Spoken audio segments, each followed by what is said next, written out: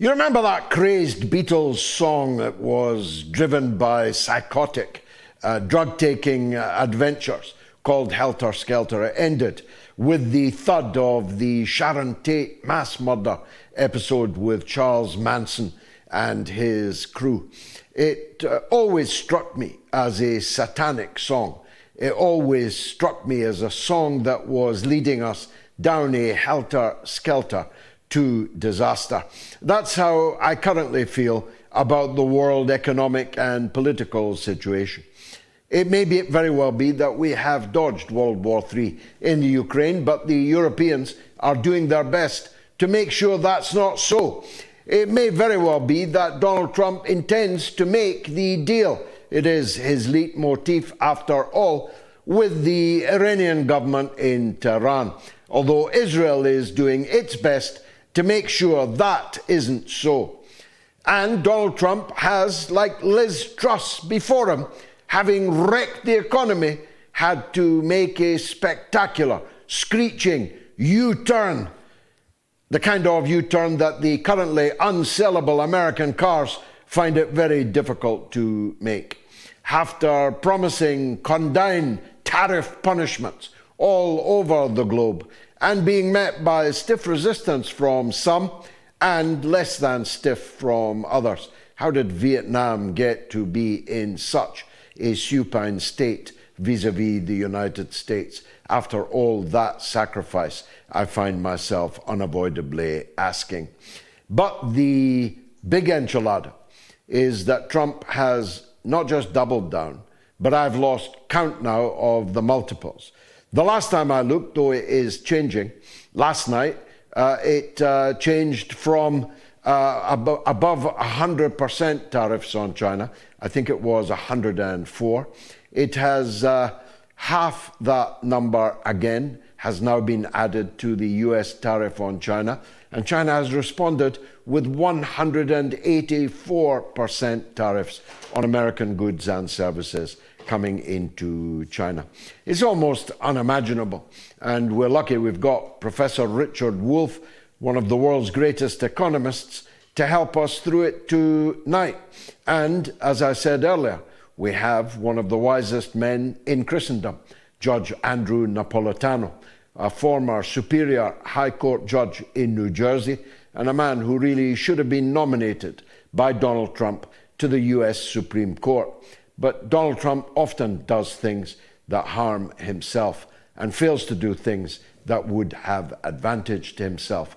I don't know who advised him that setting off a series of trade wars and tariff wars across the globe, just as he was steaming the aircraft carriers and battle groups into the Persian Gulf, just as he was assembling the B-2 bombers in Diego Garcia and in Qatar, and threatening the world with all-out war against the Islamic Republic of Iran, just when he was failing so far to bring about an end to the Ukraine war.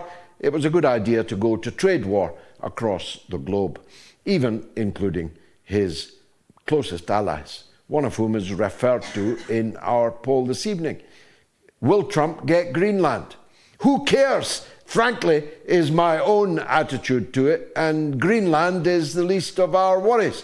But that's merely a benchmark as to how far we've gone in just 3 months of the Donald Trump presidency, because Denmark is one of America's most slavish, obedient allies, and Donald Trump is openly threatening to invade them, sever them asunder, and steal a very significant and important part of their national territory. He's not proposing to buy it, not like the Gaza Strip. Oh, wait, cancel that. He's no longer going to buy the Gaza Strip. He is merely going to have it. It was an interesting choice of phrase from Donald Trump, sitting next to his amanuensis, or is it the other way around, Benjamin Netanyahu, in the Oval Office just this week. He said, we're not going to buy it, we're going to have it. And when asked by a journalist, under what authority? He said, under the US authority. He praised Netanyahu for giving up this wonderful oceanfront real estate in the interest of peace. He does not appear to know that the Gaza Strip has never belonged to Israel, that it is illegally occupied territory. And if he has it, as he says he's going to, he will be the illegal occupier of this wonderful real estate property. And by the way, the Mediterranean Sea is not an ocean, Donald. You have a lot to learn about the world. You have a lot to learn about geography. You have a lot to learn about history. You praised Erdogan and Turkey, as you call it. You praised them in front of Netanyahu in the Oval Office for having been the first people in 2,000 years to take over Syria, which rather ignores the fact that Turkey owned Syria for more than 400 years until the end of the First World War, and that then France took over Syria between the end of the Second World War and the eventual attainment of Syrian independence. So he doesn't know much about history. He doesn't know much about geography. I don't know how that song goes. Trigonometry, how are you with that, Donald? Well, you're about Liz Truss levels of economic management so far. Now, there may be method in all this madness. I'll be the first to admit I'm not the Nobel Prize winner for economics. But I do know this, that when the stock market of the United States loses $14 billion worth of wealth in just 2 days of trading, and when the virus of what you have released into the atmosphere spreads to all the stock markets of the world and all the shareholders, pension funds, and all the others who depend on rising stock markets are losing untold, uncountable hundreds of billions in wealth, you've probably not made the wisest decision. And when it's predicated upon forcing people to buy American goods, you run up against an immediate problem that I highlighted in the week and have been harvesting ever since. What is it exactly I'm supposed to buy from the United States? I buy Netflix. I'll grant you that. I buy internet services, possibly, although my telephone was made in China, and although my Netflix could be dispensed with if I really wanted to. The truth is, I can think of virtually nothing that I want to buy from the United States. Not fashion, thank you very much. I go Italian, me and Judge Napolitano. Not food, chlorinated chicken doesn't make my taste buds salivate. Not cars. Once upon a time, yes, in the 1950s, in the 1960s, before it became uneconomic to do so, I'd have probably thanked you for a Ford Mustang. I probably would have thanked you for a Buick or a Cadillac. But none of these things are practical any longer. And if you're offering me a Ford as opposed to a Mercedes or as opposed to a Volvo, I'm afraid I'm spoiled for choice on this side of the Atlantic. Trump seems to believe that the reason there are virtually no American cars on European streets is because of tariffs. But it isn't because of tariffs. It is that you have gutted your entire country of its industrial strength. Not you personally, though you didn't do as much about it in your first term as you claimed you were going to do. But American rulers, for a century, have been deindustrializing their country. And that deindustrialization is not the fault of the countries to which your capitalists exported their productive plant, machinery, and operations. Let me give you a very Let me give you a very obvious example. I'm wearing black Levi 501s. That's no surprise because I do that every day. Not the same pair, but every day. Even in Parliament. I never entered Parliament without black Levi 501s.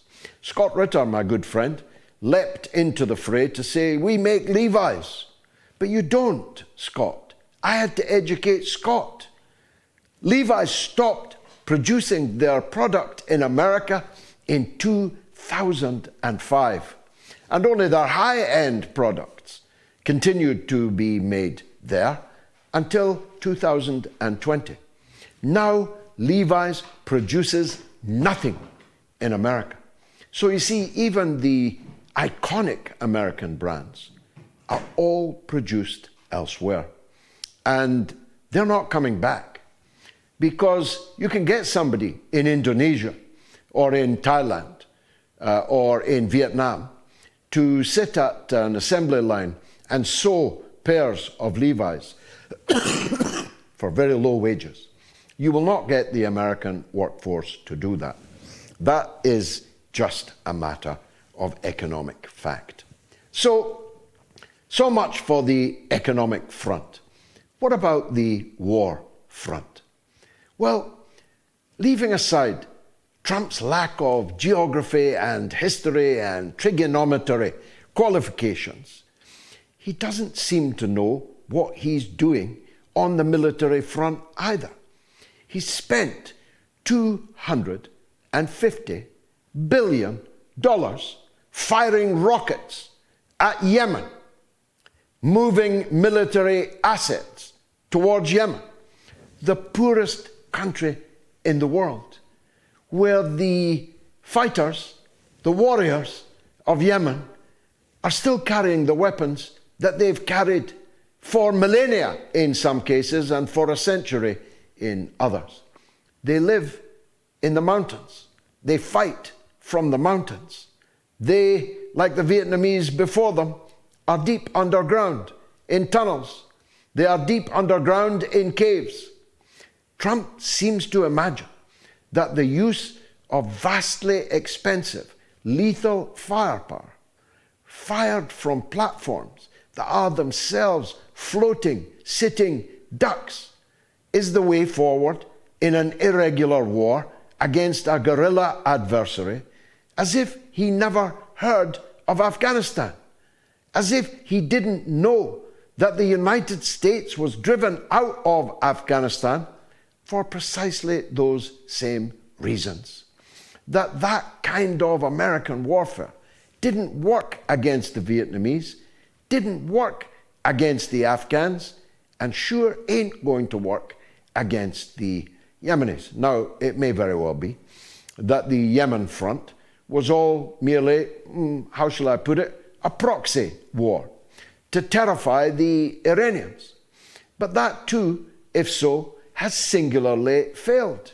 The Iranians are not terrified at all.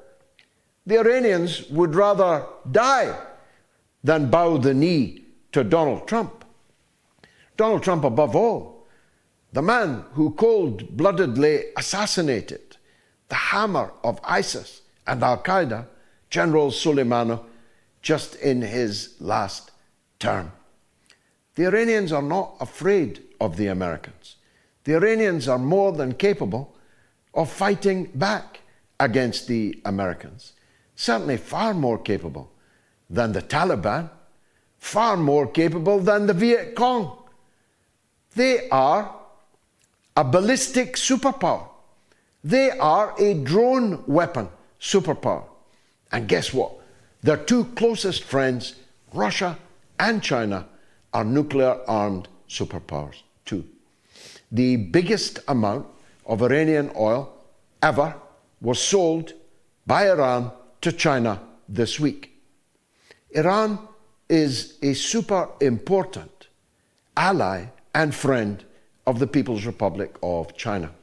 Ditto the Russians, who've just sent their latest MiGs to Tehran, have already installed their electronic warfare capabilities to Tehran. already given the S-20 anti-aircraft batteries long ago. The Iranians are now expert at making them. The Iranian drone technology is so good, people are queuing up to buy it from all over the world. So if you're going to attack Iran, it is a very spiky porcupine indeed. And the spines will not just hit the United States personnel on the ground, strewn out across the region in military bases, but will have devastating effect on the United States' closest friends and allies in the region, and will bring oil and gas production in the entire region to a halt. Now, oil has already fallen to $57 a barrel on the back of the fears of recession, not so much fears, certainty of recession, caused by the current instability in the world economic situation. But you will not be able to get any oil at any price. You won't be able to get any exports of gas at any price if the balloon goes up between the United States and Iran. Now, on that subject, I come to Benjamin Netanyahu. Marco Rubio issued a pronunciamento this very day, at least I saw it this very day, in which he said, Israel has never had a better friend in the White House than Donald Trump. I replied, that's not quite the recommendation that you think it is. And lo and behold, new polling evidence proves that for the first time ever, the majority of US adults disapprove of the United States' relationship with Israel. 53% of US adults said yes to the question, do you disapprove of the United States' relationship with Israel? This is a seismic and significant shift. And it's a shift that has taken place despite the total blackout of any countervailing narrative on the Israel-Palestine question available on any mainstream media in America, which shows that social media is the king in the United States. For that is the only possible explanation for the fact that more people, more than half the people in the United States, no longer fancy Israel much. But Donald Trump has gone all in for Benjamin Netanyahu. And it makes you wonder why. I know people say it's because of Miriam Adelson and her husband before, but look, we Irish have a saying, eaten bread is soon forgotten. Adelson's donation has already been spent. Her husband's already spent in the first term. Trump isn't running again for president. He doesn't need any more donations from anyone. Anyway, by the end of this presidency, he'll be as rich as Croesus unless he's got it all in the US stock market. So it's not, for me, entirely explicable by donations, by campaign finance contributions. I think it's something deeper and darker than that. I think Donald Trump has been Jeffrey Epstein. Discuss, I will, with Judge Andrew Napolitano right now after this short break. Stay tuned.